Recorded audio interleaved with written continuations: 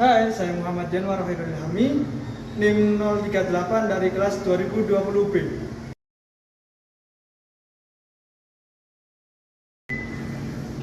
Hai, saya Muhammad Wisma, NIM 047 dari kelompok 3, kelas 2020B.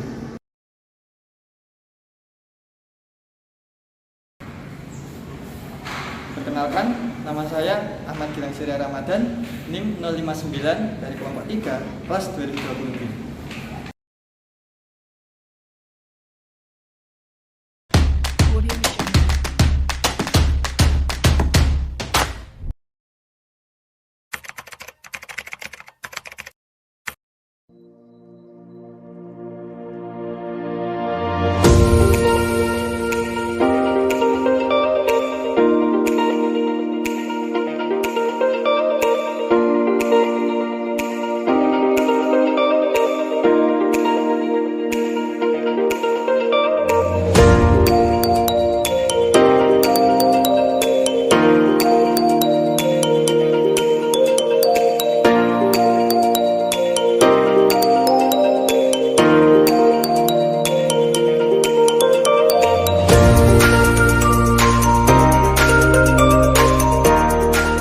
Mau beli tiket 5 orang.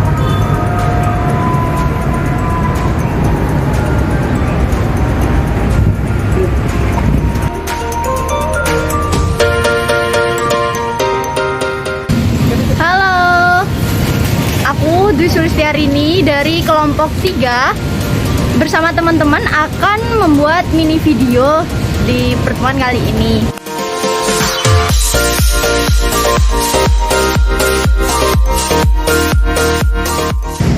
Let's go.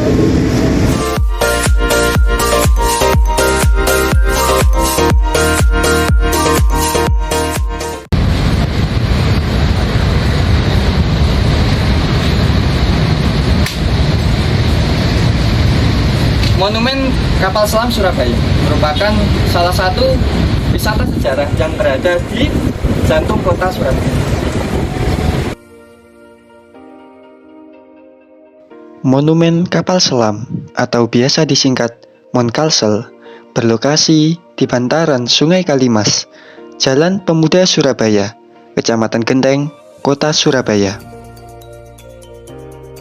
Monumen Kapal Selam dibangun atas prakarsa pimpinan TNI Angkatan Laut, Gubernur Jawa Timur, dan para sesepuh kapal selam. Tujuan dari pembangunan monumen ini adalah: pertama, menambah objek wisata bernuansa bahari di Jawa Timur, khususnya Surabaya.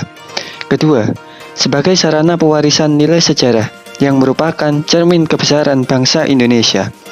Ketiga, sebagai sarana pelestarian nilai-nilai luhur perjuangan bangsa Indonesia dalam merintis, menegakkan, dan mengisi kemerdekaan, serta mengobarkan semangat perjuangan generasi muda untuk berpartisipasi dalam pembangunan nasional. Keempat, sebagai penghormatan kepada pejuang dan pahlawan. Dan kelima, memberi motivasi agar masyarakat lebih mengenal dan mencintai laut.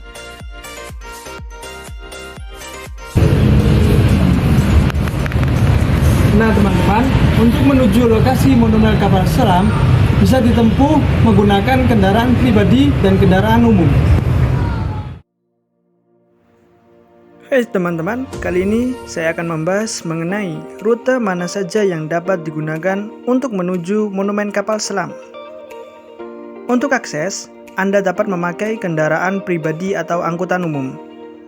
Akan tetapi perlu dicatat bahwa akan lebih cepat apabila menaiki kendaraan pribadi.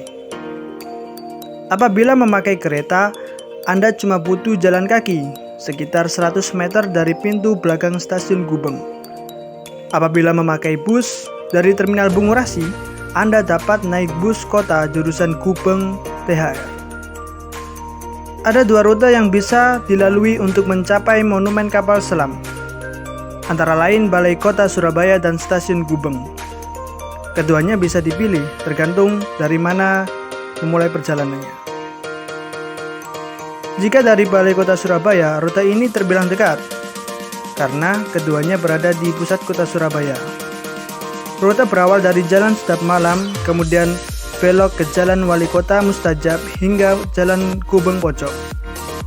Setelah itu, belok ke kanan memasuki Jalan Pemuda.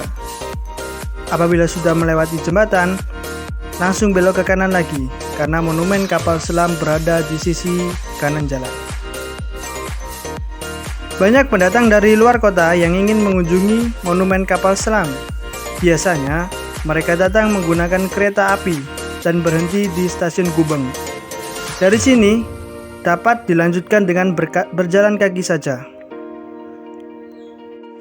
Kemudian beberapa pemberhentian bis dekat monumen kapal selam di Embong Kaliasin. Dari halte Pemuda, sekitar 2 menit perjalanan menuju lokasi. Dari Jalan Kusuma Bangsa, sekitar 3 menit perjalanan menuju lokasi. Dari monumen kapal selam, sekitar 5 menit perjalanan menuju lokasi. Dari Jalan Gubeng Pojok 31 sekitar 7 menit menuju lokasi. Dari Jalan Gubeng Pojok 27 sekitar 8 menit perjalanan menuju lokasi. Dan dari Plaza Surabaya 1 sekitar 13 menit perjalanan menuju lokasi. Nah teman-teman, itu tadi rute akses jalan yang dapat ditempuh untuk menuju monumen kapal selam. Untuk informasi lebih lanjut dan detail perjalanan yang jelas, Anda dapat mengaksesnya di aplikasi Move It. Aplikasi tersebut dapat mempermudah Anda menjelajahi jalanan kota Surabaya.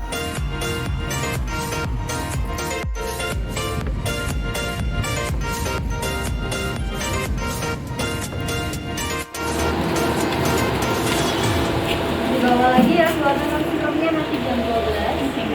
Ini berdua sama teman saya. Lokasinya di gedung belakang ya.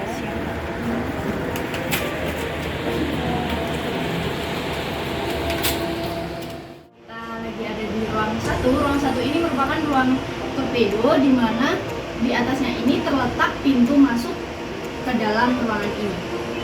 Kita lagi ada di ruang 2. Ruang 2 ini digunakan sebagai tempat tidur petinggi TNI AL.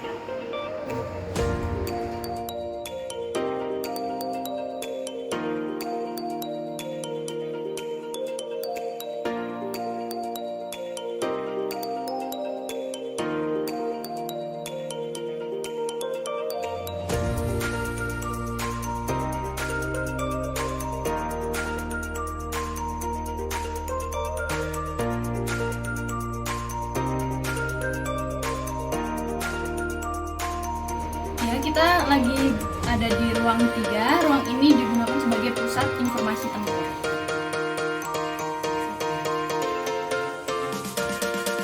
Kali ini kita berada di ruang 4. Ruang 4 ini dimana ruangan sebagai tempat ABK untuk beristirahat, menyimpan makanan, serta tertidur. Kita lihat.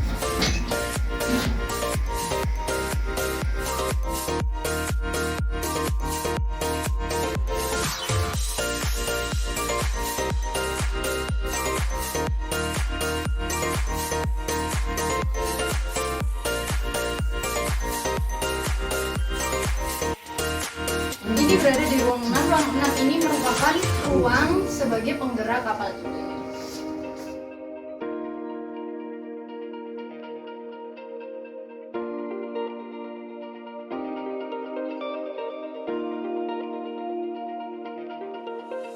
Tidak terasa ya teman-teman, kita sudah berada di ruangan 7, di mana ruangan 7 ini merupakan ruangan terakhir di kapal selam ini. Ruangan 7 ini merupakan ruangan torpedo buritan.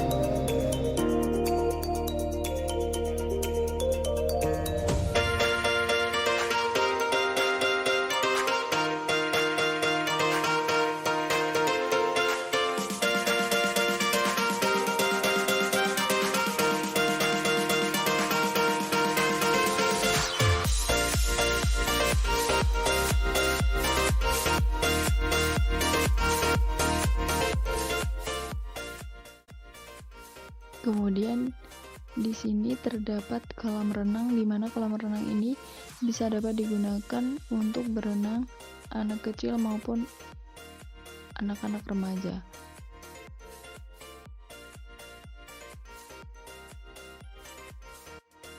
ini merupakan tempat di mana kita bisa melihat video dokumenter yang dilakukan oleh TNI AL pada masa perjuangannya.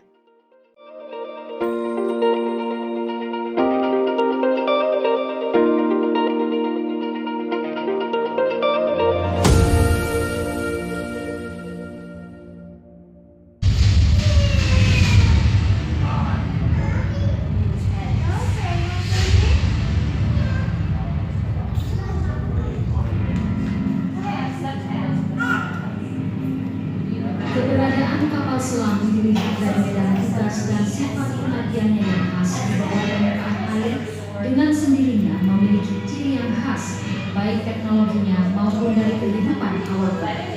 Sebagai salah satu unsur kekuatan TNI Angkatan Laut, kapal selam diorganisasikan dalam Satuan Kapal Selam Armada Republik Indonesia Kawasan Timur yang berpangkalan di Surabaya.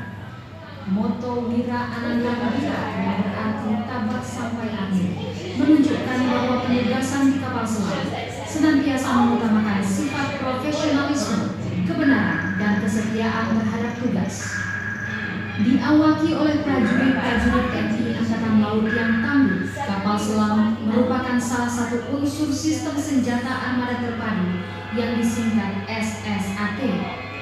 SSAT yang merupakan tulang punggung kekuatan TNI Angkatan Laut terdiri dari unsur kapal, yaitu kapal selam dan kapal permukaan, pesawat udara, marinir, dan pangkalan. Sejarah kapal selam di Indonesia lahir di tengah heroisme perang kemerdekaan dengan dibuatnya kapal selam pertama yang diilhami keinginan menerobos blokade laut Belanda. Tepatnya pada tahun 1947, D. Kinagan, seorang perwira Angkatan Laut Republik Indonesia yang berpangkat kapten, berhasil merancang dan membuat sebuah kapal selam yang berbobot 5 ton. Dengan diawaki sendiri oleh D. Kinagan, kapal selam ini diuji cobakan di Kalibayang, Yogyakarta. Keberhasilan uji coba ini membawa dampak positif bagi perjuangan bangsa Indonesia, terutama dalam menumbuhkan rasa cinta tanah air dan rela berkorban demi tegaknya kemerdekaan Republik Indonesia. Seiring dengan kemajuan teknologi, kemampuan kapal selam terus dikembangkan oleh beberapa negara-negara besar, antara lain Amerika Serikat, Uni Soviet, dan Jerman. Menurut kemampuan daya jelajahnya, kapal selam terbagi atas beberapa kriteria, yaitu ocean going, coastal going, dan rigid submarine. Dari Uni Soviet, salah satu produksinya yang handal dari jenis ocean going yaitu kapal selam Vishnu class. Dengan semakin kompleks tuntutan tugasnya, TNI Angkatan Laut pada tahun 1959 menambah sistem kesenjataannya dengan kapal selam. Tepatnya pada tanggal 12 September 1959, pemerintah Indonesia menerima 2 buah kapal selam Vishnu class dari pemerintah Uni Soviet, masing-masing diberi nama RI Cakra dan RI Nanggala. Hingga saat ini, tanggal 12 September diperingati sebagai hari lahirnya Korps New Kencana, yaitu Korps Pengawal Kapal Selam. Kemudian pada bulan Januari sampai Desember 1962, berturut-turut 10 buah kapal selam tiba di Surabaya, yaitu RI Nagabanda, RI Chandrasa, RI Trisula, RI Nagaramsa, RI Wijayadanu, RI Hendrajala, RI Brahmasta, RI Pasupati, RI Cundamani, dan RI Alugoro.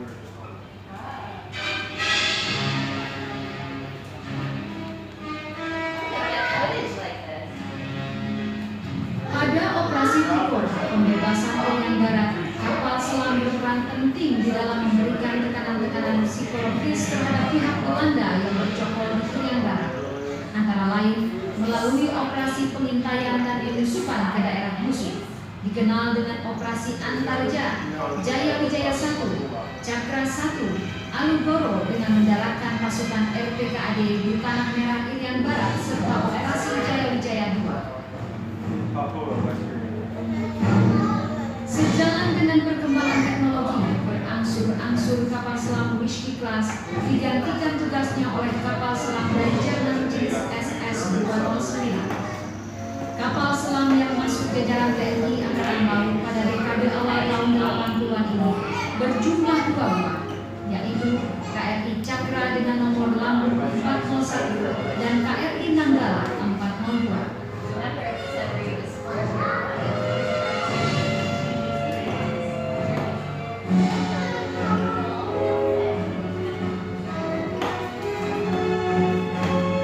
Sedangkan KRI Pasopati bernomor lambung 410 mengakhiri masa dinasnya di TNI Angkatan Laut yang ditandai dengan penurunan ular-ular perang. Dengan demikian, selesailah sudah era kapal selam Whiskey Class yang telah turut berjasa bagi kejayaan bangsa Indonesia, dan untuk menghormatinya, dibangunlah monumen kapal selam di kota Surabaya.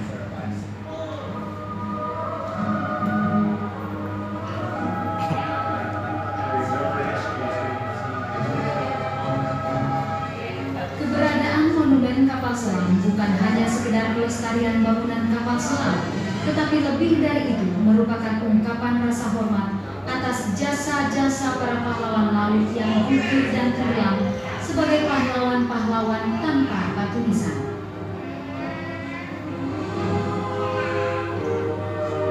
Fisik dari monumen yang menampilkan kapal X KRI Pasopati ini adalah saksi sejarah tentang pengabdian dan profesionalisme prajurit-prajurit Korps Hiu Kencana, sekaligus akan memberi inspirasi dan motivasi bagi generasi muda bangsa untuk mengerti dan tertarik pada kehidupan aspek kelautan sebagaimana kodratnya sebagai bangsa laut.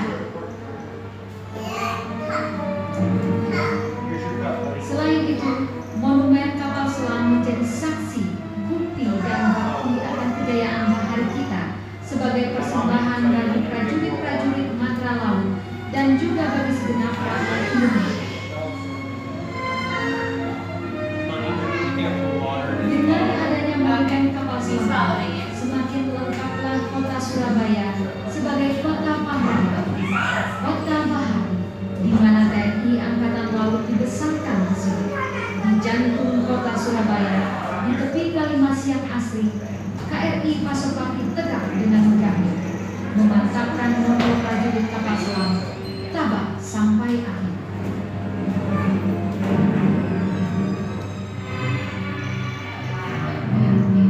Sementara itu, di tepi Selat Madura, di pinggir kota Surabaya, berdiri pula sebuah monumen kejayaan TNI Angkatan Laut, Monumen Jals Veva Jayamati, yang merupakan salah satu medan dari ungkapan kejayaan kebaharian Indonesia dari masa ke masa. Sejalan dengan bergulirnya waktu, sejak diikrarkan Sumpah Palapa oleh Gajah Mada pada zaman Majapahit, cita-cita menyatukan wilayah Nusantara akhirnya terwujud dengan berdirinya Negara Kesatuan Republik Indonesia pada tanggal 17 Agustus 1945 sebagai negara maritim terbesar di dunia.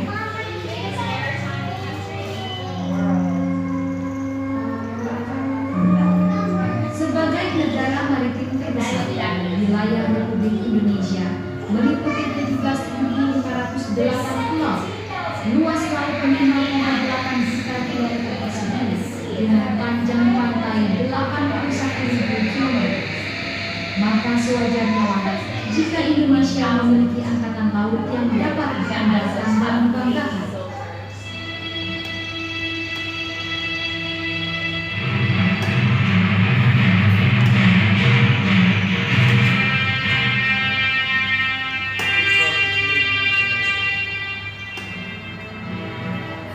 Sejalan dengan perjuangan bangsa Indonesia dalam mempertahankan kemerdekaannya, saat itu pula lahir dan tumbuh TNI Angkatan Laut yang dicikal bakali oleh Badan Keamanan Rakyat Laut atau BKR Laut yang lahir dalam kancah perang kemerdekaan 1945. Pada era tahun 1950 sampai dengan 1959, TNI Angkatan Laut aktif menyumbangkan dan membaktinya dalam menegakkan dan mengisi kemerdekaan.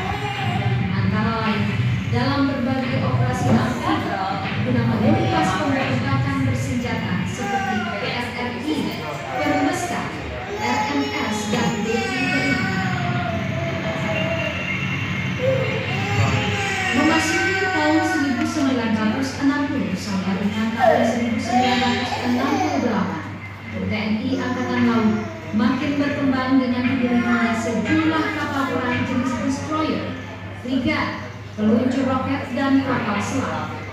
Bersama-sama dengan kekuatan ABRI lainnya, TNI Angkatan Laut melaksanakan berbagai operasi militer, termasuk operasi penugasan Irian Barat dan penumpasan G-30S PKI. Sejak tahun 1979 hingga sekarang, TNI Angkatan Laut mengalami kemajuan besar dengan dimilikinya peralatan berteknologi mutakhir yang diorientasikan pada terwujudnya postur TNI Angkatan Laut yang profesional, efektif, efisien, dan modern dengan sasaran kemampuan bidang intelijen, pertahanan, keamanan, sosial politik ABRI, teritorial, dan kemampuan hubungan.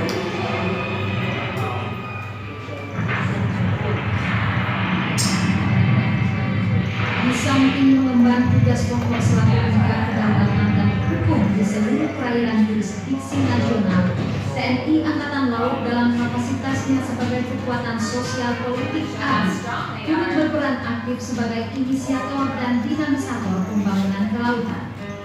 Kegiatannya antara lain diaktualisasikan melalui upaya menanamkan semangat jiwa kebahagiaan kepada generasi muda, menyelenggarakan event-event bernuansa kebahagiaan bertaraf nasional maupun internasional, serta memasyarakatkan dan mengembangkan olahraga perairan.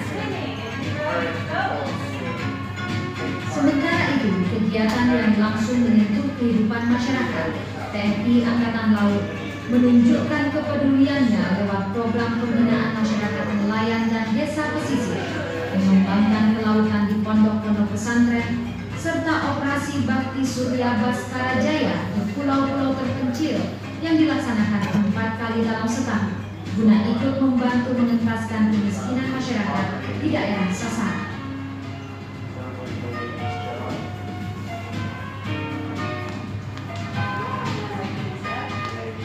Di samping mengemban fungsi menurut kami sarana dan prasarana di wisata Monumen Kapal Selam ini sangat lengkap, mulai dari musola, kamar mandi, food court, parkiran, sampai ada juga taman bermain untuk anak-anak. Sarana dan prasarana bertujuan untuk menciptakan kenyamanan dan kepuasan wisatawan pada suatu objek wisata. Kelengkapan sarana dan prasarana menjadi salah satu kunci daya tarik wisatawan untuk mengunjungi suatu objek wisata. Objek wisata Museum Kapal Selam Surabaya memiliki sarana dan prasarana yang cukup lengkap yang dapat digunakan dan dinikmati wisatawan yang berkunjung ke sana. Sarana dan prasarana tersebut antara lain food court, taman bermain anak-anak,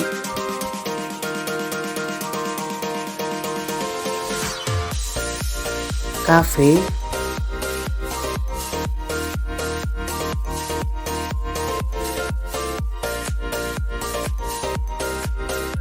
kamar mandi dan WC,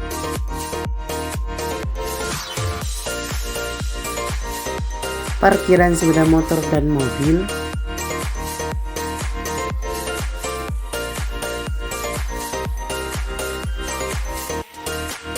dan ATM Center.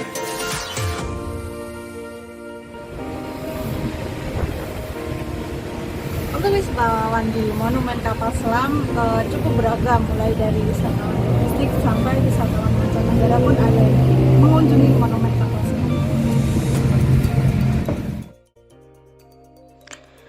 Monumen Kapal Selam Surabaya banyak dikunjungi wisatawan mulai dari anak kecil sampai orang dewasa. Para pengunjung biasanya datang bersama dengan keluarga, teman, ataupun rombongan sekolah.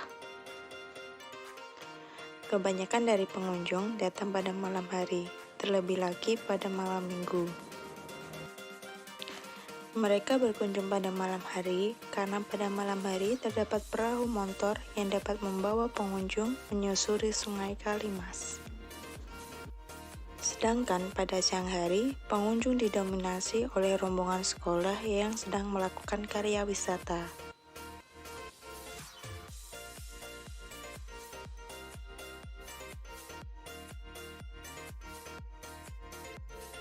Pengembangan Moncastle. Dalam pembangunan Moncastle ditandai dengan peletakan batu pertama pada tanggal 1 Juli 1995 oleh Gubernur Jatim, yaitu Bapak Basuki Sudirman.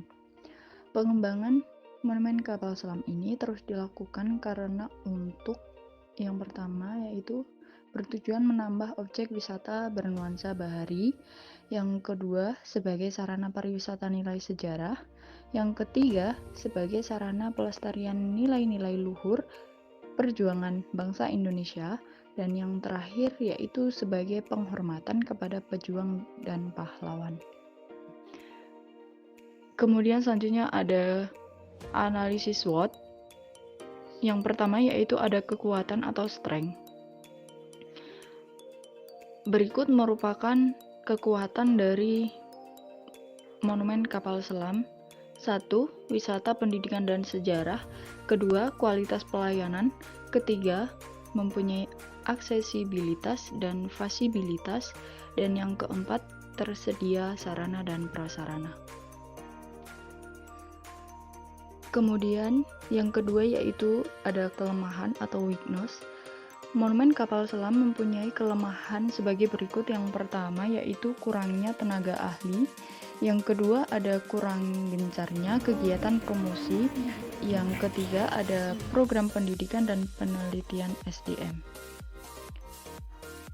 Selanjutnya yang ketiga ada peluang atau opportunities. Monumen kapal selam memiliki peluang sebagai berikut. Yang pertama, motivasi pengunjung yang tinggi.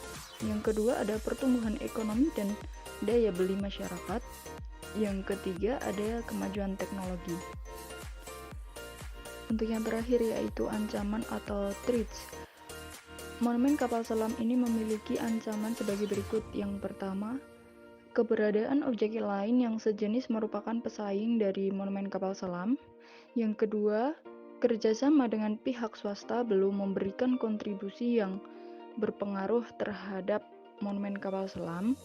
Yang ketiga, pembinaan dan peran serta masyarakat belum optimal. Ya, akhir dari trip kita menelusuri monumen kapal selam Surabaya. Sampai jumpa di trip berikutnya. Dadah!